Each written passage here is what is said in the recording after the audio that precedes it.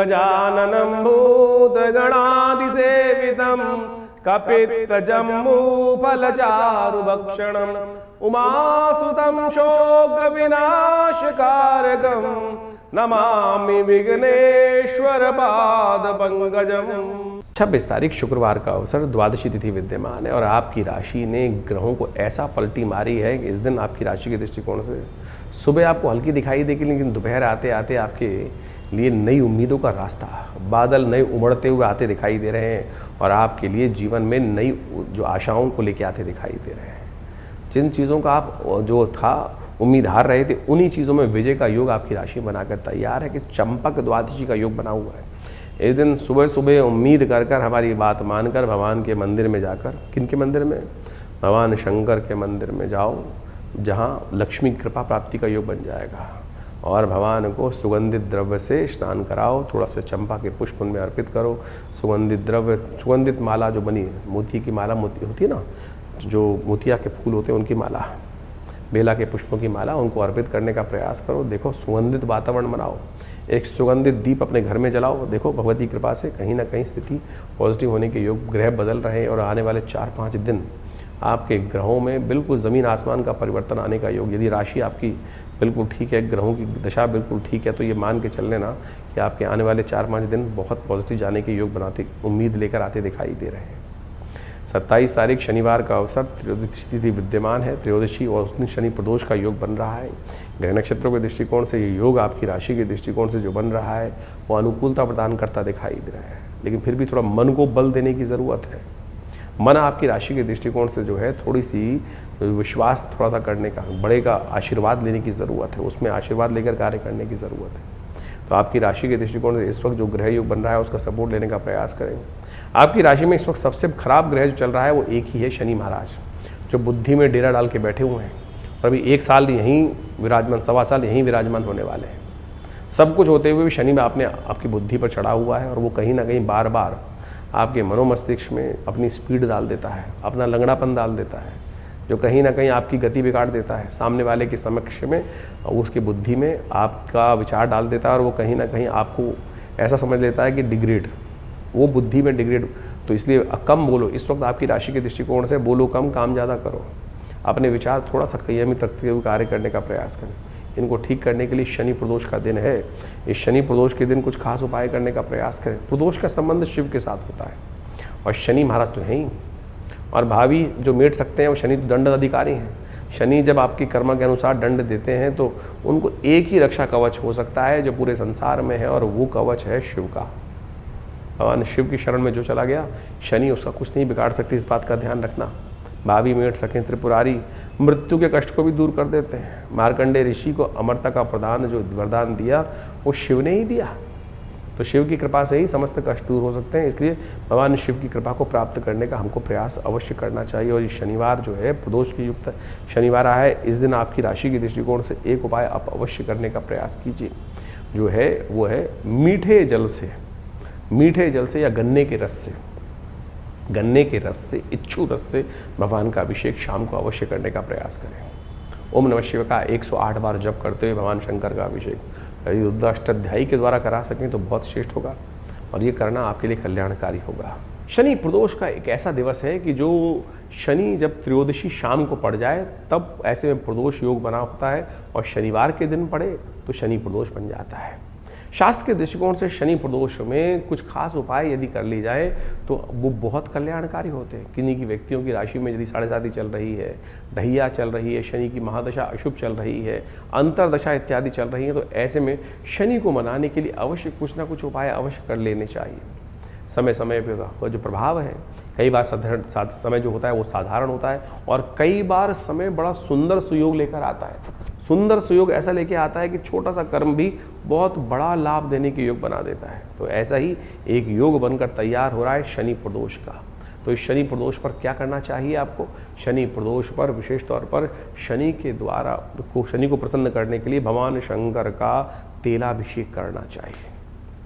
तिल का तेल लेकर भगवान शंकर पर ओम शन्नो देवी रविष्ट्रयापो भवन्तु पीतये शन्नो रविष्ट्रवन्तु नः, इस मंत्र को यदि संपुट लगाकर यदि आप विशेष तौर पर रुद्राष्टाध्यायी के मंत्रों के साथ इस संपुट युक्त मंत्र से यज्ञ अभिषेक करें, यज्ञात्मक जो अभिषेकात्मक यज्ञ करें तो कहा जाता है भगवान शंकर की कृपा से आपके बहुत से कष्ट निवृत्त करने के सुंदर सुयोग बन जाते हैं। तो इस स्थिति का लाभ अवश्य लेने का प्रयास करें, क्योंकि शनि को मनाओ, सदा सुख पाओ। शनि स्तोत्र का पाठ करो।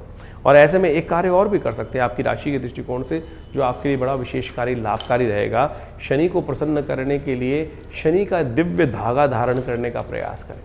शनि का धागा जो होता है, यदि शनि प्रदोष के दिन मंत्र से सिद्ध कर कर, इस शनि के मंत्रों से सिद्ध कर कर ओम प्रांग प्रींग प्रोंग से शनिश्चराय नमः इसको धारण कर लिया जाए तो कहा जाता है शनि के तमाम दोष, चाहे 7.5 में चल रहा हो चाहे कुछ भी हो, रक्षा कवच की तरह कार्य करता है।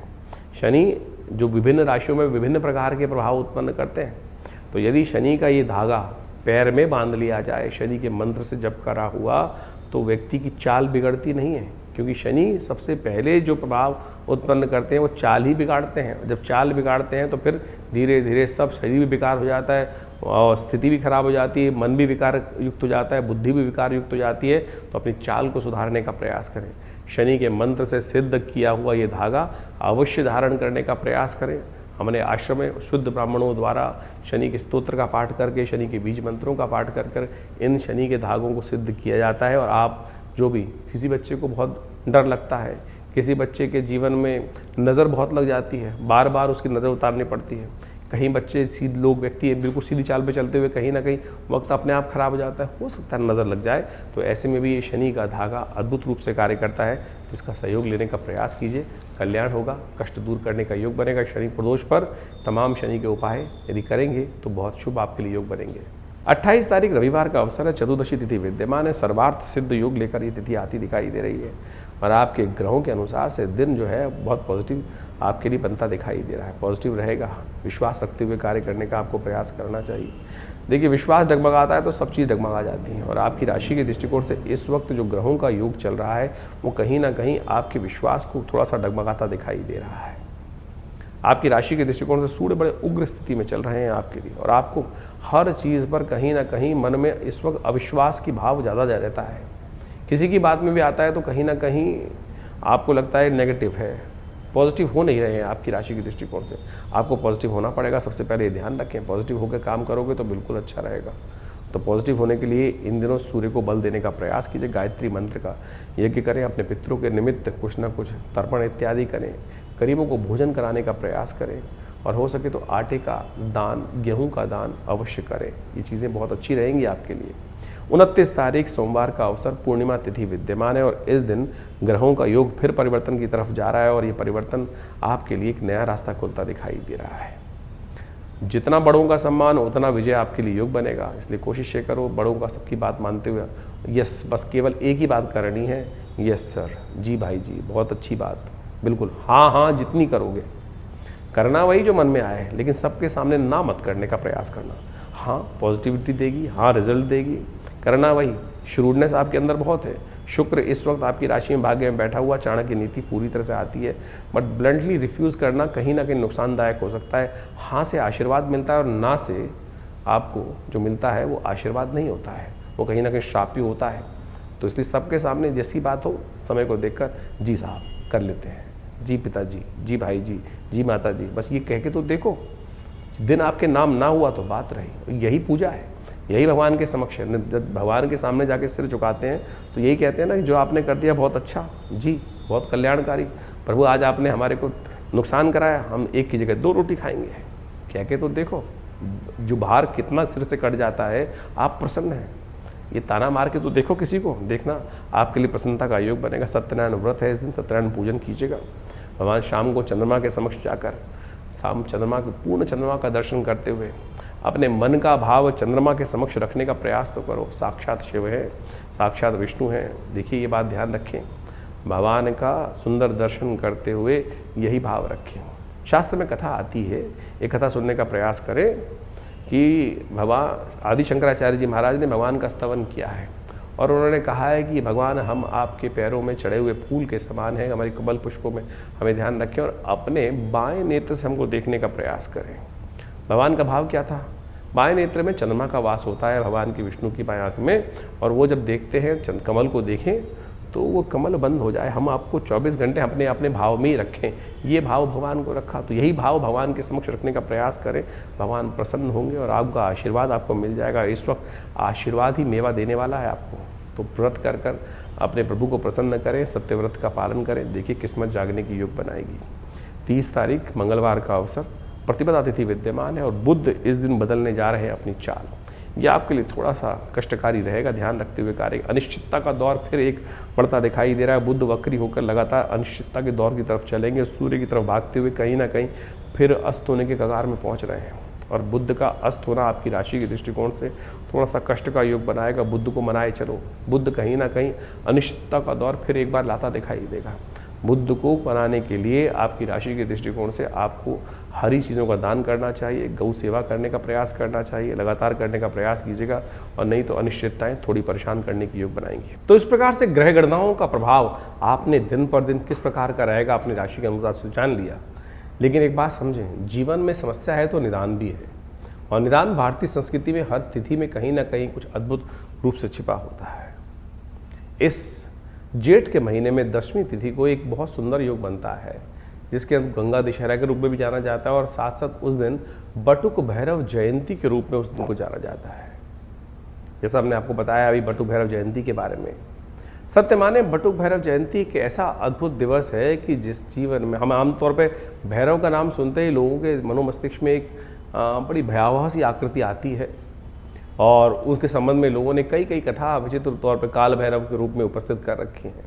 रुद्र भैरव, रुरु भैरव, चंड भैरव, इस प्रकार से अनेक भैरवों के स्वरूप बताए गए शास्त्र के अनुसार से।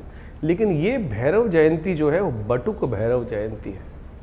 ये बटुक भैरव जयंती वो जयंती है कि जिसके अंदर अभिलाषा अष्टक का पाठ कर कर एक ब्राह्मण ने भगवान शिव से प्रार्थना कर कर एक संतान को प्राप्त किया था।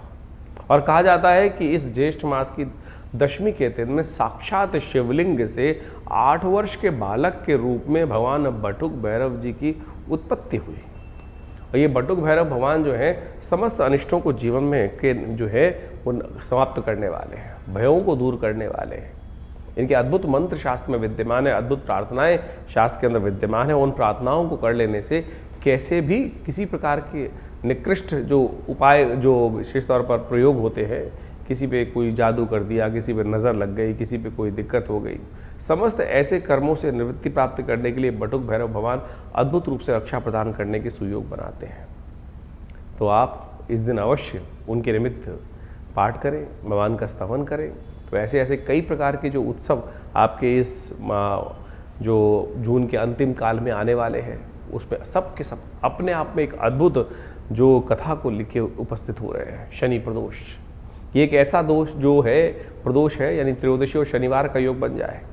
आमतौर पर शनि को मनाओ सदा सुख पाओ, शास्त्र के अंदर लोग इस बात को समझाते ही आए हैं, और अनादिकाल से इस बात की कथाएं चलती हैं कि आपके जीवन में जो घटनाक्रम होती हैं, जो कर्म हम करते हैं, उसके अनुसार से हमारे जीवन में कष्ट या सुख प्राप्त करने के योग बनते हैं। यदि शुभ कर्म हो जाए तो जीवन में कष्ट दूर हो जाते हैं, शुभ आगमन हो जाता है, आनंद के योग बन जाते हैं। वहीं कहीं ना कहीं मनसा वाचा कर्मणा, कहीं ना कहीं किसी व्यक्ति से कुछ गलत कर्म हो गए तो उसका भोगना, दंड भी भोगना व्यक्ति जीव को ही पड़ता है। और वही शनि की दशाएं, शनि की अंतर्दशाएं के रूप में आती हैं। और ऐसे में किसी भी के जीवन में यदि कोई दशा इत्यादि अशुभ समय चल रहा हो, ढैया चल रही हो, तो ऐसे में शनि प्रदोष के दिन भगवान शिव के मंदिर में जाकर उनका तेलाभिषेक कर लेने से, आप सत्य माने शास्त्र में जो प्रमाण हैं वो अद्भुत है, इनको कर लेने से आपके जीवन की बहुत सारी समस्याएं दूर होने के योग बन जाते हैं। भगवान शिव पर कोशिश ये करें जो तिल के तेल से अभिषेक कर लें। शन्नो देवी रविष्ट्रय आपो भवन्तु पीतय शन्नो रविष्ट्रवन्तु नः, इस मंत्र का जप करते हुए, ओम नमः शिवाय का जप करते हुए किसी भी रूप में भगवान शिव के ऊपर अर्पित करने का प्रयास करना। जो शनि प्रदोष पड़ जाए तो ऐसे में शाम के समय भगवान शिव की आराधना करते हुए, कहा जाता है कि प्रदोष के समय में वैसे ही भगवती पार्वती शिव के साथ इस संसार में भ्रमण करते हैं भगवान, और जो उनकी आराधना करते मिलते हैं उनके जीवन के समस्त कष्ट दूर होने के योग बन जाते हैं। शास्त्र कहता है कि इस समय में कोई कार्य, केवल पूजा का पाठ का ही कार्य किया जाना चाहिए। और आम तौर पे इस कलयुग में शाम का समय लोग पता नहीं कौन कौन से कर्म करने की तरफ उद्धृत रहते हैं। और ऐसे में संध्या वंदन इत्यादि जो भारतीय संस्कृति में बताया गया, शाम के समय 2 समय जब मिल रहे हों तब उस संध्या की वेला में करना चाहिए। अब बहुत कम लोग हैं जो ऐसे कर्म करते हैं, और ऐसे में शास्त्र में जो कथा हमने बताई कि भगवान शिव का आशीर्वाद प्राप्त करने के लिए तो उस समय अवश्य प्रभु का वंदन करने का हमें प्रयास करना चाहिए। तो इस प्रदोष, शनि प्रदोष के अवसर पर कोशिश ये करें भगवान शिव की सुंदर, शनि का यदि कष्ट चल रहा हो जीवन में, ढैया चल रही हो, 7.5 चल रही हो, या शनि का कोई और महादशा, अंतरदशा इत्यादि में कोई कष्ट जीवन में किसी प्रकार का बना हुआ हो, तो कोशिश ये करें तेलाभिषेक, या विशेष तौर पर हनुमान जी के मंदिर में जाकर आप उस समय उनको चोला चढ़ाने का प्रयास कीजिए। सुंदर चमेली के तेल में सिंदूर मिला के जय हनुमान ज्ञान गुण सागर जय कपीस तिहुँ लोक उजागर, इसी मंत्र का पाठ करते हुए उनको सुंदर रूप से ये चोला अर्पित कर कर हनुमान जी को प्रसन्न करने का प्रयास करें। इस शास्त्र में कथा है कि इस दिन यदि ये कर्म कर लिए जाए तो हनुमान जी पर शनि ने जो आशीर्वाद दिया था वो अक्षर सत्य साबित होता है कि शनि उनके भक्तों को, हनुमान जी के भक्तों को कभी कष्ट नहीं देते हैं। शनि स्तोत्र का पाठ कर लो। तो इस प्रकार से जो भी उपाय आपके साथ बताए जा रहे हैं उनको अवश्य जीवन में स्थान देने का प्रयास कीजिए। ये समस्त प्रकार से कष्ट दूर करने के अद्भुत योग आपकी राशि में स्वयं बनेंगे। तो इस प्रकार से आपके मन में कोई प्रश्न चल रहा हो तो चिंता ना करें, ये कार्यक्रम आपका अपना कार्यक्रम है। आप हमारे जो नंबर्स हैं उन पर व्हाट्सअप मैसेज भेजने का प्रयास करें। हम तुरंत कुछ ना कुछ जो भी आपकी डिटेल्स होंगी उसके अनुसार से आपको जो समस्या का निदान अवश्य देने का प्रयास करेंगे। और आपकी समस्याओं का निदान देने के लिए तो आश्रम में बहुत सारे और भी कार्यक्रम चलते हैं। हर रविवार को कोई ना कोई बड़ा कार्यक्रम रहता ही है जो सुबह नित्यपति, जैसे तो आश्रम पर नित्यपति 8 घंटे यज्ञ होता है। रविवार के दिन सुबह करीब 8 बजे से लेकर 10 बजे तक, 11 बजे तक सुंदर कार्यक्रम चलता है। उसमें यज्ञ, आपके प्रश्नों का निदान देने के लिए साक्षात आपसे मिलना, बातचीत करना एक व्यवस्था रहती है। तो आप आ सकते हैं उस दिन वहाँ पर विवेकानंद योग आश्रम माँ भगवती का सुंदर दर्शन कीजिए और अपने प्रश्नों का निदान जानिए। और सुंदर भंडारे में की व्यवस्था रहती है, गौ पूजा की व्यवस्था रहती है, माँ भगवती का सुंदर दर्शन रहता है। तो आप इन समस्त कार्यों में सुंदर रूप से उपस्थित होकर माँ भगवती कृपा प्राप्त करने के योग पर आ सकते हैं। और आने वाले समय में तो बड़ा सुंदर योग बनने वाला है। गुप्त नवरात्रि 15 तारीख से 15 जुलाई से लेकर सुंदर गुप्त नवरात्रि का अवसर आ रहा है। और इस गुप्त नवरात्रि के अवसर में भगवान की सुंदर वंदना अनंत श्रद्धा के साथ करने का प्रयास करें। आमतौर पर चैत्र और शारदीय नवरात्र जब आते हैं बड़े ढोल बजा के भगवान की आराधना करने की लोग व्यवस्था करते हैं, लेकिन गुप्त नवरात्रि पर अपनी गुप्त मनोकामनाओं की पूर्ति के लिए बहुत सारे ऐसे कार्य जीवन में चल रहे होते हैं जो किसी को बताए नहीं जाते। ऐसे में उन मनोकामनाओं की पूर्ति के लिए पूजा पाठ इत्यादि बड़ी श्रद्धा के साथ, दुर्गा सप्तशती का पाठ, शतचंडी इत्यादि इस समय में अवश्य करनी चाहिए। आषाढ़ की शुक्ल जो की प्रतिपदा है उससे आरंभ होकर, शुक्ल पक्ष की प्रतिपदा से आरंभ होकर जो नौमी तिथि तक, भड्डली नौमी तक ये सुंदर सुयोग रहता है। तो इसमें अवश्य भगवान के का स्तवन आप करें, माँ भगवती कृपा प्राप्त करने का योग बनाएं। तो ऐसे में सुंदर गुप्त नवरात्रि पर आश्रम पे बड़ा कार्यक्रम रहेगा जो करीब 9 दिन तक दुर्गा जी के विभिन्न पाठ, दुर्गा सप्तशती के विभिन्न पाठ का हवनात्मक यज्ञ का सुंदर व्यवस्था रहती है। तो आप माँ भगवती के सुंदर दर्शन कर 500 साल पुराना भगवती का चमत्कारी श्री विग्रह जो आश्रम पर विराजमान है, उन्हीं के सानिध्य में, उन्हीं के समक्ष ये सुंदर यज्ञ की परिपाटी बहुत लंबे समय से, जब से आश्रम स्थापित हुआ है पिछले 60-70 सालों से, तब से चल रही है। तो आप भी यहाँ आकर माँ भगवती का सुंदर दर्शन कर उस यज्ञ में अवश्य सम्मिलित होने का प्रयास कीजिए। इसके अलावा और भी बहुत सारे लोगों के अनुभव हैं जिनका वो आप आश्रम में विभिन्न कार्यक्रम, बड़े मंगल पर जो विभिन्न कार्यक्रम चल रहे हैं, और ऐसे में अंतिम बड़ा मंगल का योग बनकर तैयार हो गया है। ये पूरा जो जेठ का महीना रहा, इसमें पुरुषोत्तम मास भी पड़ा और उन सब को मिलाकर 8 बड़े मंगल का योग बना। और 8 बड़ों मंगल पे बड़ा सुंदर रूप से हनुमान जी का सुंदर पाठ रहा, हनुमान जी को चोला चढ़ा, और साथ साथ हनुमान जी का सुंदर सवा मनी का भोग रहा हर मंगलवार पर, और साथ साथ सुंदरकांड की पाठ की सुंदर व्यवस्था रही। बहुत से लोग आकर उसमें भगवान जी, हनुमान जी कृपा प्राप्त की और जीवन के बहुत से कष्टों को दूर करने का सुयोग सबके जीवन में आता है। सबके अनुभव अपने अपने होते हैं और उन सबको अनुभव को लोग जब साझा करते हैं, आके बताते हैं कि हनुमान जी कृपा से ये कष्ट ठीक नहीं हो रहा था, ये विवाह नहीं हो रहा था, ये समस्या का निदान नहीं हो रहा था, मेरे पैसे फंस गए थे, ये नहीं आ रहे थे, और जब हनुमान जी का सुंदर पाठ किया, दर्शन किया, तो ये योग बना। अभी 2 दिन पहले ही हमारे आश्रम पे एक व्यक्ति आती थी, काफ़ी लंबे समय से कष्ट ठीक नहीं हो रहा था। एक दिन अभी आके 2 दिन पहले हनुमान जी के मंदिर में दर्शन करें और बोली जी, दर्शन करके बाहर ही निकल रही थी मंदिर से, एकदम वो काम आया और भगवान की कृपा से मनोरथ सिद्ध होने के योग बन गए। तो हनुमान जी की, भगवान की कृपा तो सुंदर रूप से कहीं ना कहीं से होने के योग बन जाते हैं। आप उस पर केवल अपनी निष्ठा को सत्य रूप में भगवान के श्री चरणों में अर्पित करने का प्रयास कीजिए। कल्याण का योग सुयोग अवश्य बनेगा भगवती कृपा से। बहुत सारे लोगों की एक समस्या होती है आमतौर पर कि हमें सपने बहुत आते हैं और सपने तो भविष्य बताते हैं।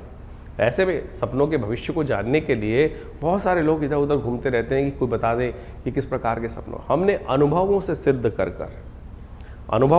कर बहुत सारे परिष्कृत पद्धति से विकसित कर भारतीय शास्त्रों के अध्ययन कर हमने एक किताब लिखी जिसका नाम है क्या कहते हैं सपने। आपके सपने सत्य बोलते हैं। आपको रामचरितमानस के अंदर वो आख्यान याद होगा कि जिसके अंदर त्रिजटा ने एक सपना देखा, सपने वानर लंका जारी। और जिस प्रकार से वो जो घटना सपने में देखी त्रिजटा ने, वो सत्य साबित हुई। बिल्कुल हनुमान जी वहीं बैठे हुए उस सपने के बारे में त्रिजटा बता रही थी और सुन रहे थे, भगवान का निर्देश प्राप्त कर रहे थे कि ये कार्य कर दो। तो सपने आपको भविष्य बताते हैं। आपके जीवन में जो सपने आ रहे हैं क्या बता रहे हैं, क्या होने जा रहा है वो आपके सपने में। तो आप इस पुस्तक के माध्यम से उस पुस्तक का अवलोकन कर बहुत सुंदर तरीके से आपको जो सपना दिखाई दिया, आपके सपने में कुछ आया, सांप आया, आपके सपने में गाड़ी आई, आपके सपने में झाड़ू आया, आपके सपने में क्या प्रभाव क्या करते दिखाई दिए, तो यहाँ विषयांतर के रूप में हर विषय के बारे में बहुत डिटेल से बताया गया है। उस सपने का फल क्या है और यदि अशुभ है तो उसको कैसे निष्क्रिय करना है, कैसे उसको खत्म, उसका प्रभाव को शून्य करना है, और यदि शुभ है तो उसके प्रभाव को कैसे और बढ़िया करना है। वो सारे सिद्धांत हमने इस पुस्तक के माध्यम से आपके समक्ष रखे हैं। तो आप उन पुस्तकों को अध्ययन कर आप उस विषय में बहुत अच्छे से जान सकते हैं। तो इस प्रकार से बहुत से विषय हैं जिनके संबंध में आश्रम के द्वारा पुस्तकें लिखी गई हैं और आपको वो सब पुस्तकें हमारी स्क्रीन पर इस वक्त दिखाई भी दे रही होंगी। तो आप उन सब का अध्ययन कर बहुत सारे रहस्यों को अपने जीवन में जान सकते हैं और बहुत सारे रहस्यों को जानकर अपने मन की शंकाओं को दूर कर सकते हैं। विवेकानंद योगाश्रम पिछले करीब 17 सालों से इसी पराविद्याओं के क्षेत्र में कार्य कर रहा है। हॉस्पिटल बनाया हुआ है, एक बहुत बड़ा योगा प्राकृतिक चिकित्सा आयुर्वेद का हॉस्पिटल है। वहाँ भी भारत सरकार के पैनल पर यह हॉस्पिटल है, दिल्ली सरकार के पैनल पर हॉस्पिटल है, बहुत सारी संस्थाओं के माध्यम से इंश्योरेंस के पैनल्स पे ये हॉस्पिटल कार्य कर रहा है। तो आप सब अपनी चिकित्साओं, विभिन्न बीमारियों को दूर करने की दवा और दुआ का एक साथ सुंदर मेल है। जिस आश्रम पे नित्य 8 घंटे यज्ञ होता है, महामृत्युंजय मंत्र के द्वारा आहुति भगवान शंकर के निमित्त दी जाती हैं, और साथ साथ जो भी चिकित्सा के माध्यम से जो निदान दिए जाते हैं, उन दोनों का मिश्रण, दवा और दुआ का दोनों का प्रभाव बड़ा अद्भुत देखा जाता है। बड़े बड़े समस्याएं बहुत क्षण मात्र में ठीक हो जाती हैं। तो आप भी आइए, जुड़िए माँ भगवती के सुंदर सानिध्य में आश्रम पे आकर इन समस्त कार्यक्रमों को लाभ लीजिए। धन्यवाद।